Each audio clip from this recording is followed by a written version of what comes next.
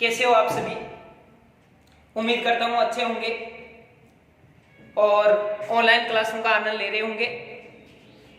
मैं सुरेश चौधरी अपने YouTube channel Suresh physics point में आपका हार्दिक स्वागत करता हूँ।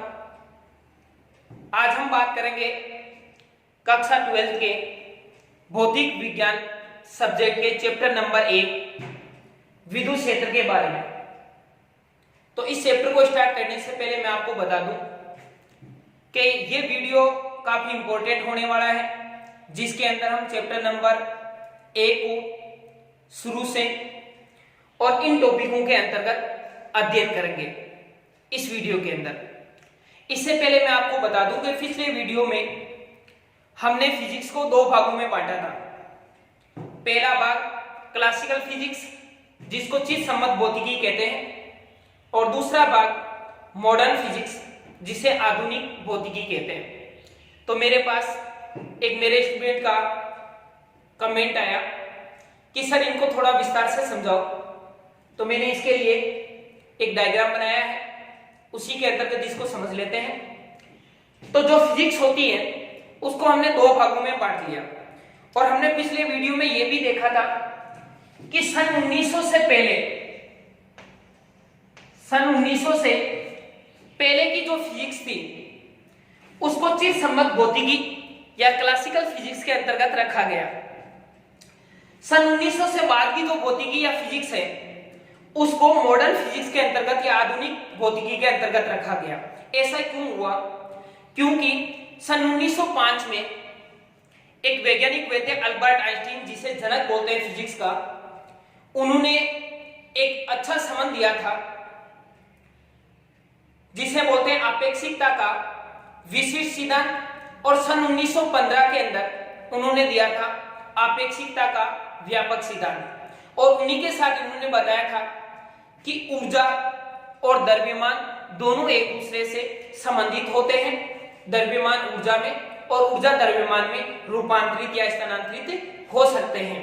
तो इसी चीज की वजह से फिजिक्स है वो 2 भागों में विभाजित हो गई। क्लासिकल फिजिक्स या चित्सम्मत भौतिकी के अंतर्गत यह माना जाता है कि जो पदार्थ होते हैं, जितने भी मैटर होते हैं, वो और एनर्जी जितनी भी है, ये दोनों एक दूसरे से संबंधित नहीं होते हैं, यानी कि दोनों को अलग अलग क्वांटिटी माना जाता है। जबकि मॉडर्न जो फिजिक्स है इसके अंतर्गत पदार्थ और द्रव्यमान दोनों में संबंध माना गया, और यह कहा गया कि हम पदार्थ को या द्रव्यमान को हम एनर्जी में कन्वर्ट कर सकते हैं और एनर्जी को पदार्थ में कन्वर्ट कर सकते हैं। किस प्रकार से? उन्होंने यहां पर एक समीकरण दी, E बराबर mc²। E यानी एनर्जी, m मास द्रव्यमान, c यहां पर प्रकाश का वेग जो होता है। इस रूप में उन्होंने इस समीकरण को, आइंस्टीन ने बनाया था इस समीकरण को। तो हम चर्चा करते हैं अब चैप्टर नंबर 1 की। उम्मीद करता हूं काफी अच्छे से समझा होगा आपने। चैप्टर नंबर 1 में विद्युत क्षेत्र की चर्चा करते हैं, क्योंकि चैप्टर का नाम विद्युत क्षेत्र है। तो विद्युत क्षेत्र आवेश के द्वारा उत्पन्न होता है। किसके द्वारा उत्पन्न होता है? आवेश के द्वारा। हमारी 12th की फिजिक्स के अंतर्गत जो यूनिट है, पहली यूनिट, उस फर्स्ट यूनिट के अंदर 4 चैप्टर है। स्थिर वैद्युतिकी यूनिट का नाम है, जो कि पहली यूनिट है, और इस यूनिट के अंतर्गत 4 चैप्टरों को रखा गया है।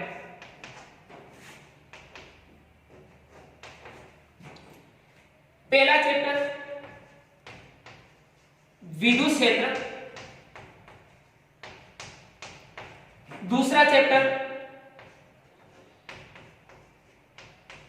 गाउस का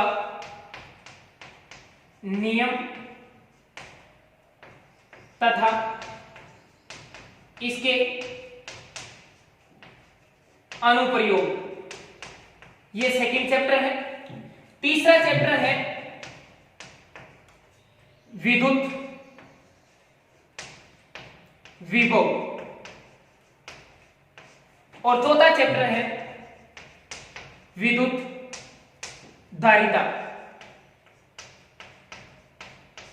ये 4 चैप्टर हैं जो अपनी फर्स्ट यूनिट के अंदर रखे गए हैं। आज हम इस वीडियो के अंदर बात करेंगे चैप्टर नंबर 1 विद्युत क्षेत्र की, जिसे हम विस्तार से आगे पढ़ेंगे। तो हम बात करते हैं सबसे पहले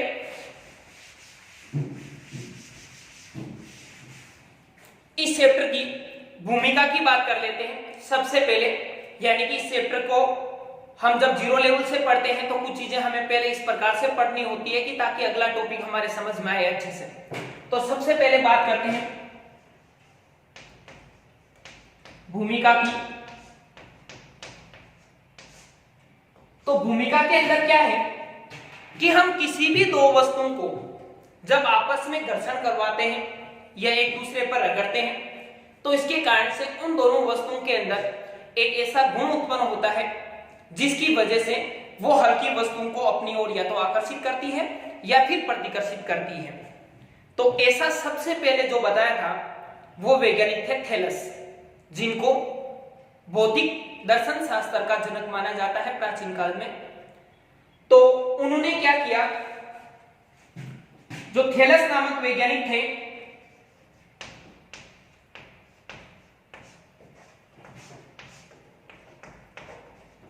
उन्होंने एक अंबर नामक वस्तु ली, एम्बर, जो कि पीला पदार्थ होता है, और यह पदार्थ बाल्टिक सागर के किनारों पर पाया गया। वहां से इन्होंने लिया और फिर इसके घर्षण करवाया किसके साथ में, ऊन के कपड़े के साथ।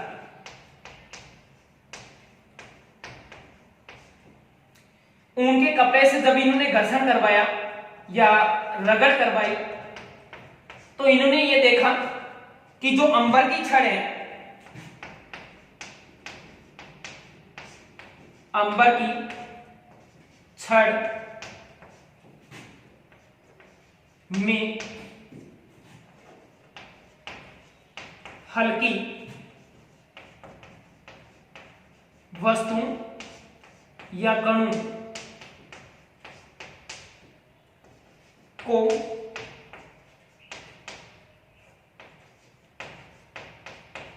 आकर्षित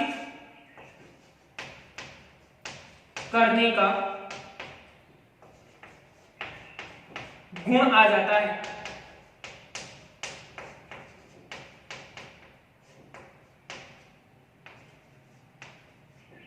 तो देखो दोस्तों क्या हुआ, थैलस नामक वैज्ञानिक थे, उन्होंने सबसे पहले एम्बर नामक एक पदार्थ लिया जो कि पीले रंग का होता है, बाल्टिक सागर के किनारों पर यह पाया जाता है। वहां से इन्होंने उठाया और उनके कपड़े के साथ में रगड़ करवाई यानी घर्षण करवाया। घर्षण करवाने के बाद में क्या पाया इन्होंने पाया कि अंबर जो है उसके ऊपर हल्के कणों या हल्के पदार्थों को अपनी ओर आकर्षित करने का एक गुण उत्पन्न हो जाता है। जैसा कि भूमिका के अंदर हमने बात की, चैप्टर का नाम विद्युत क्षेत्र यानी आवेश से संबंधित है। तो इसका मतलब यह हो गया कि उस अंबर की जो वस्तु है उसके अंदर आवेश उत्पन्न हो गया। क्या उत्पन्न हो गया? आवेश। और इसी आवेश की वजह से वो हल्की वस्तुओं को अपनी ओर आकर्षित करने का गुण उत्पन्न कर लेता है। थोड़ा सा आगे बढ़ते हैं, एक वैज्ञानिक और थे जिनका नाम था गिलबर्ट।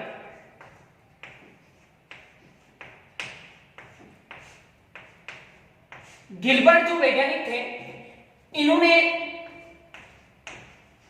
सन 1600 के अंदर यह चीज बताई कि जो कांच होते हैं, कांच, एबोनाइट,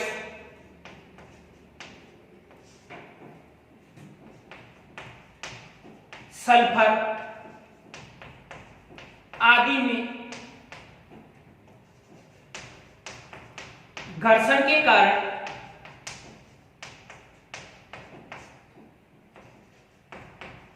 आकर्षण का गुण एम्बर की तरह ही आ जाता है। यानी कि जब थैलस ने ये चीज बताई तो उसके बाद में सन 1916 के अंदर जो गिलबर्ट नामक वैज्ञानिक थे उन्होंने भी यही चीज महसूस कि कांच की छड़ हो या कांच का कोई पदार्थ हो, एबोनाइट ये भी एक पदार्थ होता है, सल्फर आदि ऐसे पदार्थ हैं जिनको हम किसी दूसरी वस्तु पर या कपड़े पर यदि रगड़े या घर्षण करवाएं तो उनमें भी अंबर की तरह ही आकर्षण का गुण आ जाता है। अब थोड़ा सा आगे बढ़ते हैं, चैप्टर नंबर 1 का सेकंड टॉपिक विद्युत आवेश की बात करते हैं। तो विद्युत आवेश क्या चीज होती है इसे समझते हैं। इससे पहले आप स्क्रीनशॉट ले लो इसका, फिर मैं मिटा रहा हूं। यानी विद्युत आवेश क्या चीज है? विद्युत आवेश, इसकी दो डेफिनेशन है, दो परिभाषाएं हैं और हम दोनों परिभाषाओं को अच्छे से समझने का प्रयास करेंगे। तो देखते हैं इसकी जो फर्स्ट परिभाषा है,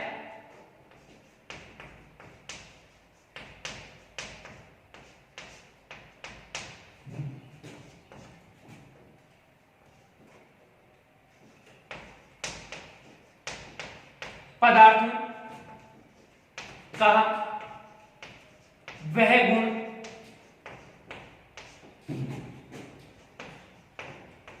जिसमें वह अन्य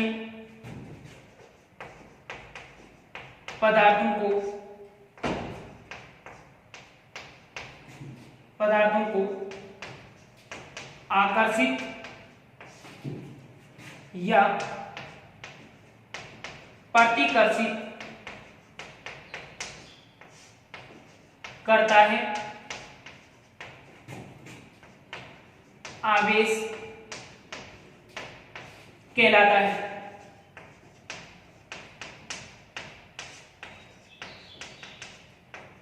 सेकेंड परिभाषा इसकी जो है बी,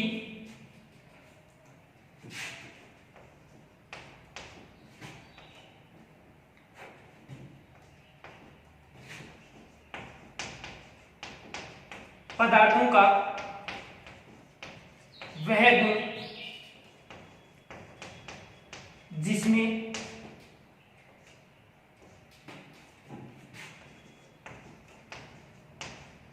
उनमें विद्युत तथा चुंबकीय प्रभाव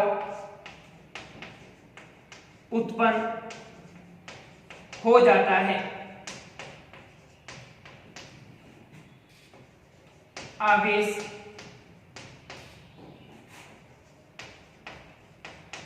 कहलाता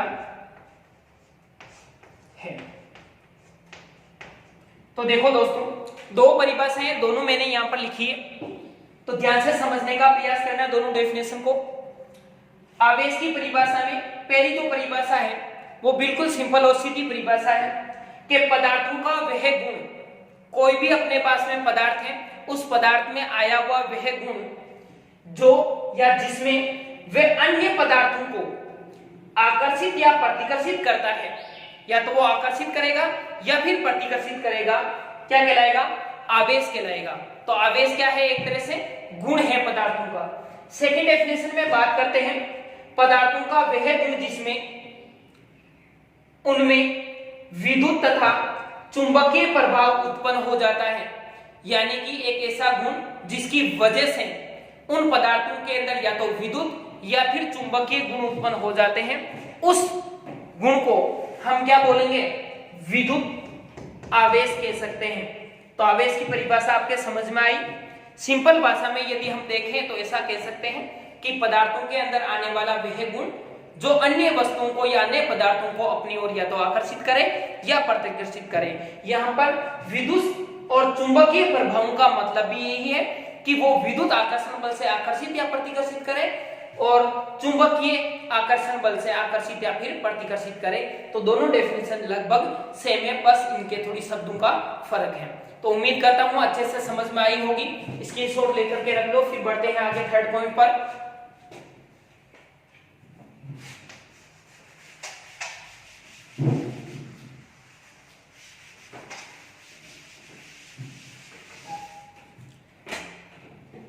तीसरे पॉइंट की बात करते हैं जिसमें है आवेश के प्रकार। आवेश के प्रकार।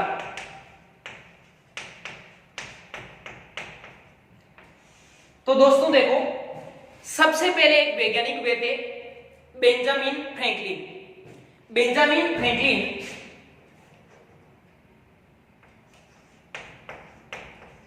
बेंजामिन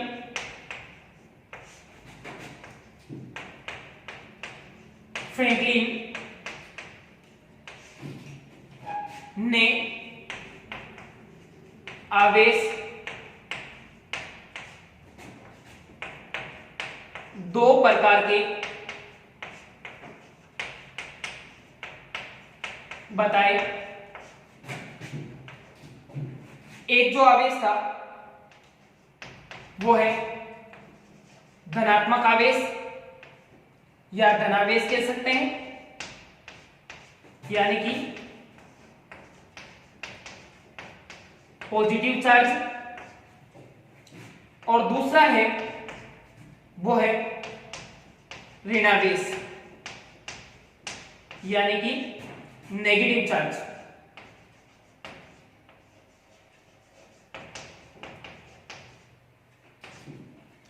तो दोस्तों सबसे पहले बेंजामिन फ्रैंकलिन ने ये चीज हमें बताई कि आवेश दो प्रकार के होते हैं, एक पॉजिटिव और एक नेगेटिव। ये चीज कैसे बताई, इसी चीज को हम थोड़ा सा समझ लेते हैं। इन्होंने क्या किया, एक कांच की छड़ या फिर हम ऐसे कह सकते हैं अंबर की छड़ इन्होंने ली और उसको रेशम के कपड़े पर रगड़ करवाया। रगड़ करवाने के बाद में इस छड़ के ऊपर क्या आ गया, आवेश आ गया। फिर इसी प्रकार की उन्होंने एक दूसरी छड़ ली, उसको भी रेशम के कपड़े पर रगड़ करवाया और रगड़ करवाने के बाद में जब इसके पास में लेकर के आए उस छड़ को, तो दोनों के बीच में प्रतिकर्षण होने लगा, यानी कि ये छड़ें एक दूसरे से दूर जाने लगी। इसको थोड़ा सा अच्छे से समझ लेते हैं। तो सबसे पहले ये कांच की छड़ है और इस कांच की छड़ को जब इन्होंने रेशम के कपड़े पर रगड़ा, रेशम के कपड़े पर रगड़ा, तो रेशम के कपड़े पर रगड़ने से इसमें कोई ना कोई मान लो कि एक चार्ज आ गया। फिर उन्होंने क्या किया, एक दूसरी कांच की छड़ ली और इस कांच की छड़ को भी इन्होंने रेशम के कपड़े पर रगड़ा। दोनों को रेशम के कपड़े पर रगड़ने से इन दोनों पर सेम चार्ज आ गया, यानी कि एक ही प्रकार का दोनों पर चार्ज आया। जब इन दोनों को एक दूसरे के समीप लाया गया, एक दूसरे के पास में लाया गया दोनों को, तो इन दोनों के बीच में क्या होने लगा, प्रतिकर्षण। प्रतिकर्षण होने लगा। इसी प्रकार इन्होंने ये देखा कि यदि हम इस कांच की छड़ को यदि रेशम के कपड़े पर नहीं रगड़ करके यदि हम बिल्ली की खाल पर रगड़े तो क्या होगा। जैसे ही इन्होंने बिल्ली की खाल पर रगड़ करके इस छड़ को या एबोनाइट की दूसरी छड़ ले ली, जिसको बिल्ली की खाल पर रगड़ा,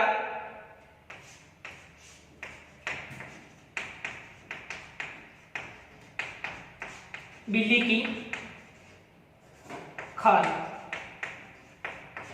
पर रगड़ने से इसके ऊपर एक चार्ज उत्पन्न हुआ और जब इन दोनों को एक दूसरे के समीप लाया गया या पास में लाया गया तो ये दोनों एक दूसरे को क्या करने लगी, आकर्षित करने लगी। आकर्षण दोनों में होने लगा। तो उन्होंने ये बताया कि प्रकृति के अंदर दो ही प्रकार के आवेश है। क्यों? क्योंकि पहले दोनों पर सेम चार्ज था, इस वजह से दोनों प्रतिकर्षित हो रही थी। फिर जब इस पर विपरीत प्रकृति का चार्ज आया तो दोनों के अंदर क्या उत्पन्न हुआ, आकर्षण उत्पन्न हुआ। तो इस प्रकार से उन्होंने आवेशों को दो प्रकार से बताया। विस्तार से इनकी चर्चा करेंगे बाद में। बढ़ते हैं आगे। आवेशों के प्रकार में दो प्रकार के आवेश पाए जाते हैं मेनली। आवेशों के बारे में थोड़ा सा और अध्ययन करें तो आवेश हमेशा क्या होते हैं, जो द्रव्यमान वाली वस्तु होती है उन्हीं पर ही आवेश उत्पन्न हो सकता है। बाकी जिनका द्रव्यमान नहीं होता है उन वस्तुओं के अंदर किसी प्रकार का कोई आवेश नहीं पाया जाता है। तो थोड़ी सी और बात करते हैं। पहले के अंदर कि समान प्रकृति के आवेशों के मध्य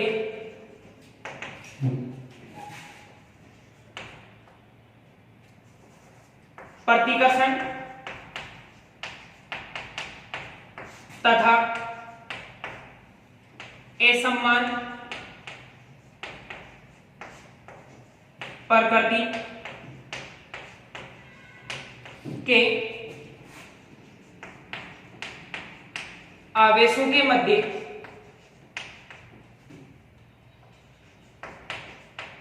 आकर्षण पाया जाता है।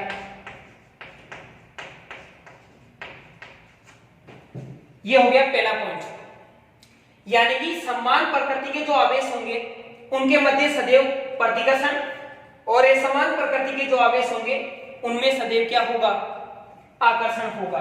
यानी कि प्लस और प्लस के अंदर माइनस और माइनस के अंदर इस पोजीशन में होगा प्रतिकर्षण और माइनस प्लस या फिर प्लस माइनस इनमें होगा आकर्षण।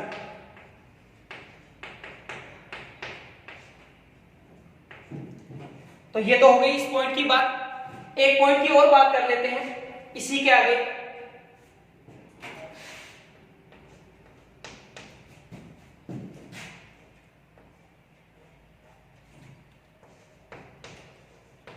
द्रव्यमान के बिना, द्रव्यमान के बिना आवेश का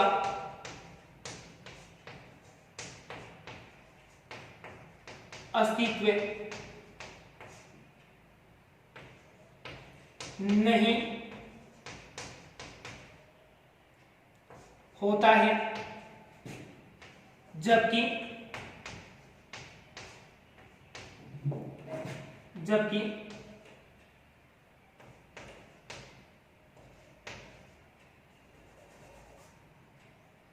आवेशित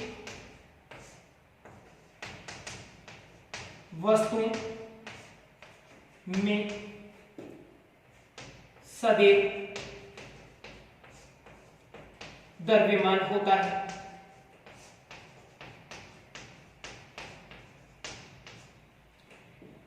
तो दोस्तों सेकंड पॉइंट की हम बात करते हैं। इस पॉइंट के अंतर्गत द्रव्यमान के बिना आवेश का अस्तित्व नहीं होता है, यानी कि जिन वस्तुओं के अंदर द्रव्यमान होगा उन्हीं वस्तुओं के अंदर आवेश उपस्थित होगा। आगे बढ़ते हैं, जबकि आवेशित वस्तु में सदैव क्या होता है, द्रव्यमान होता है। यानी कि यह जरूरी नहीं है कि यदि वस्तु आवेशित है तो उसमें द्रव्यमान नहीं हो, क्योंकि जब द्रव्यमान होगा तभी वस्तु आवेशित होगी। यानी कि एक पॉइंट और है, उसकी चर्चा करेंगे तो और ज्यादा समझ में आएगा आपके। अगले पॉइंट की बात करते हैं। जिन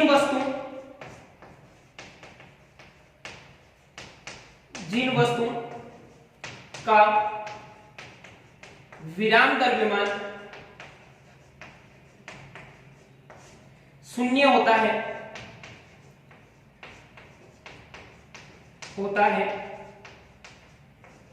वो कभी आवेशित नहीं हो सकती।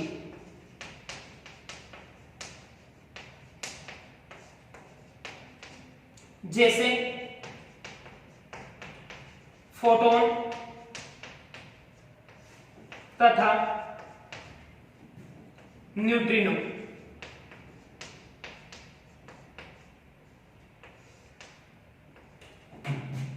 देखो, जिन वस्तुओं के विराम द्रव्यमान शून्य होता है, यानी जिन वस्तुओं का द्रव्यमान 0 होता है या द्रव्यमान नहीं होता है, द्रव्यमान रहित होती है, वे कभी भी आवेशित नहीं हो सकती। जैसे फोटोन और न्यूट्रिनो, यानी कि फोटोन और न्यूट्रिनो दो ऐसे कण हैं जिनका विराम द्रव्यमान शून्य होता है। विराम द्रव्यमान का मतलब जब वो ठहरी हुई अवस्था में होती है उस समय उसका द्रव्यमान कितना होता है, उससे मतलब है विराम द्रव्यमान से। तो दो ऐसी अपने पास में यहाँ पर एग्जांपल है जिनका विराम द्रव्यमान क्या होता है, शून्य होता है, यानी रुकी हुई अवस्था के अंदर इनका द्रव्यमान 0 होता है। जब इनका द्रव्यमान ही नहीं है तो वो वस्तु आवेशित नहीं हो सकती। इसका मैं आपको एक छोटा सा कारण बता रहा हूं, सिंपल कारण बता रहा हूं। क्योंकि कोई भी पदार्थ आवेशित कब होता है, जब उसमें से या तो इलेक्ट्रॉन निकल जाए या फिर उसके अंदर इलेक्ट्रॉन प्रवेश कर जाए। जब इलेक्ट्रॉन निकलता है तो वस्तु धनावेशित हो जाती है, और जब इलेक्ट्रॉन ग्रहण करता है तो वस्तु ऋणावेशित हो जाती है। पर जब किसी पदार्थ के अंदर परमाणु है ही नहीं, यानी कि उसका द्रव्यमान ही नहीं है, तो उसके अंदर परमाणु नहीं है, और जब उसके अंदर परमाणु नहीं है तो उसके अंदर इलेक्ट्रॉन भी नहीं होंगे, तो न तो वो इलेक्ट्रॉन निकाल पाएगा और न ही इलेक्ट्रॉन को ग्रहण कर पाएगा। इस वजह से द्रव्यमान रहित जितनी भी वस्तुएं होती है उनके अंदर कभी भी आवेशन का गुण नहीं होता है। तो उम्मीद करता हूं अच्छे से समझ में आया होगा। यदि आप स्क्रीनशॉट लेना चाहते हो तो ले लो तीनों पॉइंट के, उसके बाद में बढ़ते हैं आगे। बात करते हैं नेक्स्ट टॉपिक की, विद्युत आवेश का इलेक्ट्रॉन सिद्धांत। इस चीज के अंदर समझते हैं विद्युत आवेश का इलेक्ट्रॉन सिद्धांत।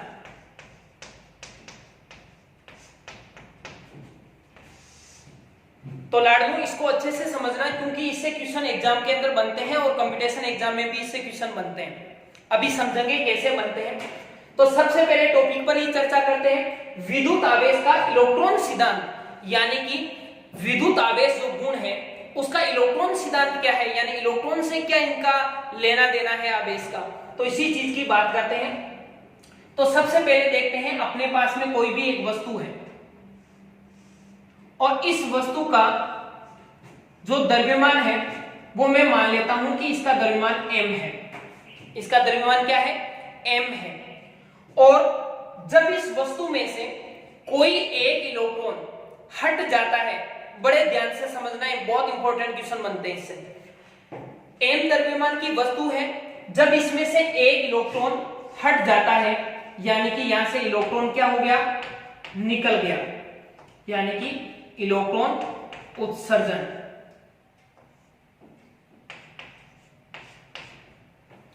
तो जब इलेक्ट्रॉन का उत्सर्जन हुआ तो ये वस्तु कैसी हो गई, धनावेशित या ऋणावेशित। यानी कि किसी वस्तु से यदि एक इलेक्ट्रॉन बाहर निकल गया तो इसका मतलब उस वस्तु पर एक इलेक्ट्रॉन की क्या हो गई, कमी हो गई। जब इलेक्ट्रॉन की कमी होती है तो वस्तु कैसी हो जाती है, धनावेशित हो जाती है। तो ये वस्तु कैसी हो गई, धनावेशित।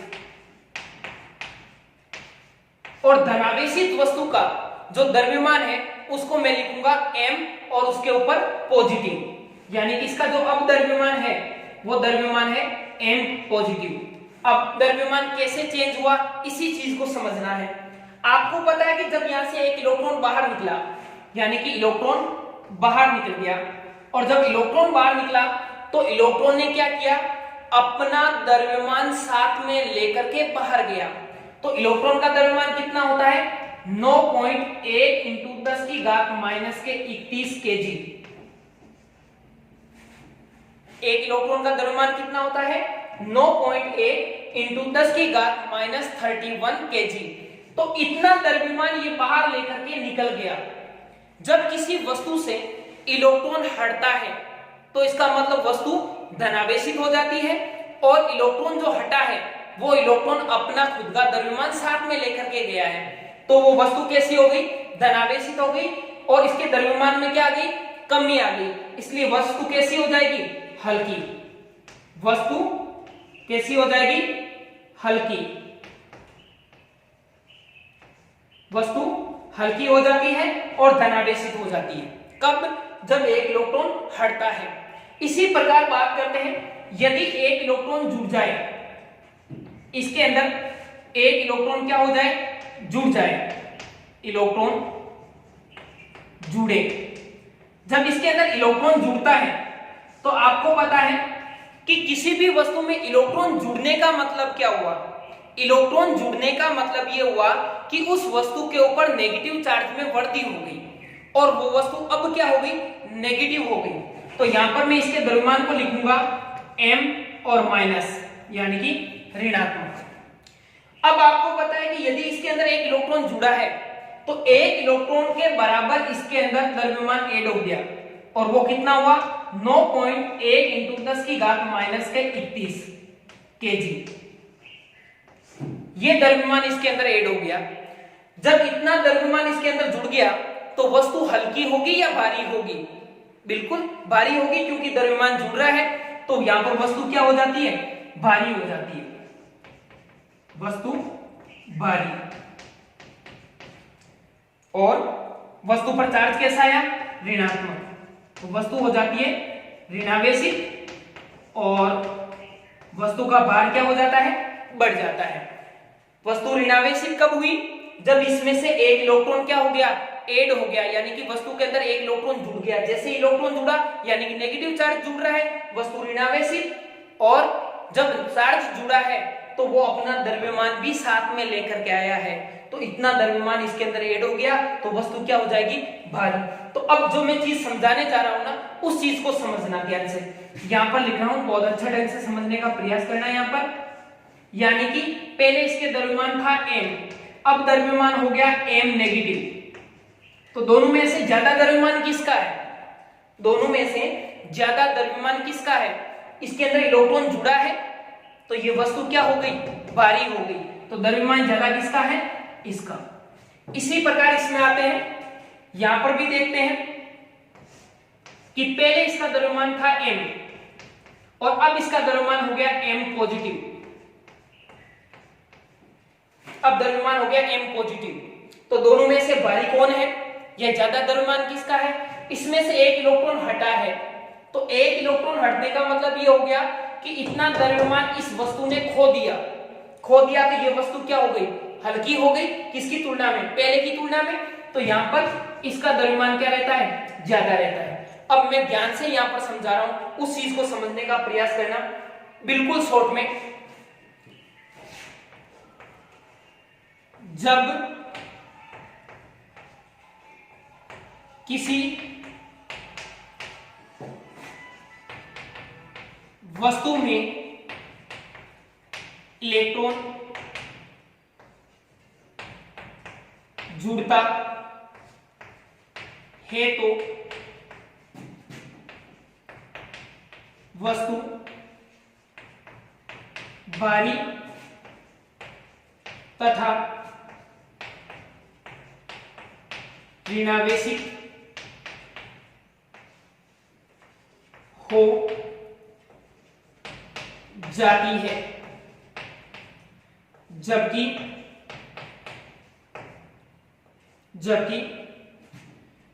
यदि इलेक्ट्रॉन हट जाता है तो वस्तु हल्की तथा धनावेशित हो जाती है।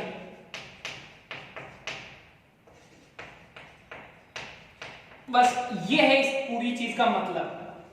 जितना भी हमने समझा है उसका मेन मतलब क्या है कि जब किसी वस्तु से इलेक्ट्रॉन जुड़ता है, किसी वस्तु में इलेक्ट्रॉन ऐड होता है, तो इलेक्ट्रॉन ऐड होती वस्तु ऋणात्मक और भारी हो जाएगी। जबकि यदि इलेक्ट्रॉन हट जाता है तो वस्तु कैसी हो जाएगी? हल्की हो जाएगी और धनावेशित हो जाएगी।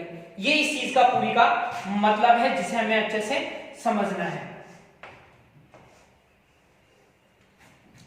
तो स्क्रीनशॉट ले लो, फिर बढ़ते हैं आगे। तो आवेशन की विधियां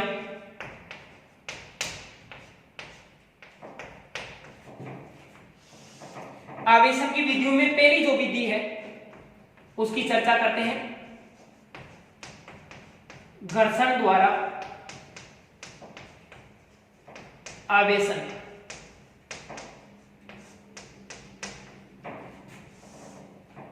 सबसे पहले बात कर लेते हैं इसके डेफिनेशन की कि दो वस्तुओं के परस्पर रगड़ने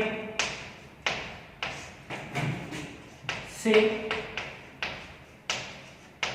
उनके द्वारा आवेशन की प्रक्रिया को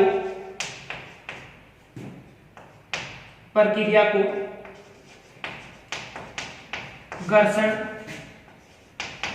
द्वारा आवेशन कहते हैं।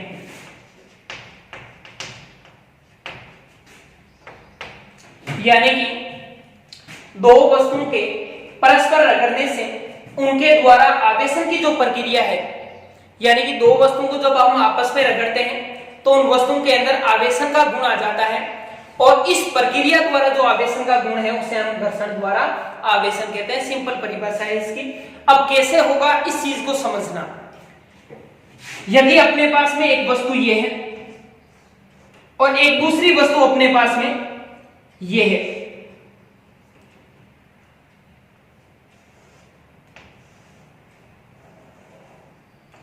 जब हम इन दोनों का क्या करवाते हैं, घर्षण करवाते हैं, एक दूसरे पर रगड़ करते हैं, यानी कि यहां पर इनका होगा घर्षण। घर्षण करवाने से क्या होगा कि अपने पास में एक परमाणु होता है, उस परमाणु के अंदर नाभिक और यहां पर इलेक्ट्रॉन मौजूद होते हैं। कक्षाओं के अंदर इलेक्ट्रॉन उपस्थित रहते हैं,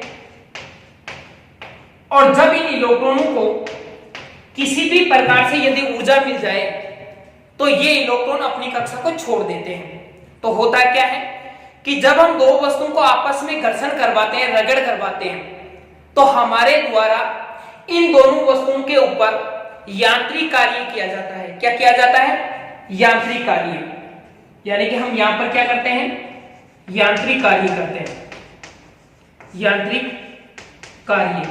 और ये यांत्रिक कार्य किसमें कन्वर्ट होता है? दोनों के बीच में ऊष्मा में कन्वर्ट हो जाता है। क्योंकि आपको पता है ऊर्जा संरक्षण का नियम क्या कहता है कि ऊर्जा को नहीं तो हम उत्पन्न कर सकते हैं और नहीं ऊर्जा को हम नष्ट कर सकते हैं। ऊर्जा को बस एक रूप से दूसरे रूप में बदल सकते हैं। तो यहां पर भी ऐसा ही हुआ है। यांत्रिक ऊर्जा यानी हमारे द्वारा की गई ऊर्जा खर्च या हमारे द्वारा किया गया कार्य किसमें परिवर्तित हो गया? ऊष्मा ऊर्जा के रूप में परिवर्तित हो गया। और यही ऊष्मा कौन लेता है? इलेक्ट्रॉन ग्रहण करते हैं। यही ऊष्मा कौन ग्रहण करते हैं? इलेक्ट्रॉन ऊष्मा ग्रहण कर बाहर निकल जाते हैं और वस्तु कैसी हो जाती है? आवेशित हो जाती है। तो दोस्तों सिंपल भाषा में हमने समझा कि घर्षण द्वारा आवेशन की विधि क्या है। यानी कि जब हम दो वस्तुओं के बीच में घर्षण करवाते हैं तो घर्षण के कारण हमारे द्वारा जो यांत्रिक कार्य किया जाता है वो यांत्रिक कार्य किसमें कन्वर्ट हो जाता है? ऊष्मा के अंदर। हमने देखा होगा सर्दियों के मौसम में जब हमें सर्दी लगती है उस समय हम क्या करते हैं? दोनों हाथों को आपस में घर्षण करते हैं, और जब हम घर्षण करते हैं तो हमें गर्माहट महसूस होती है।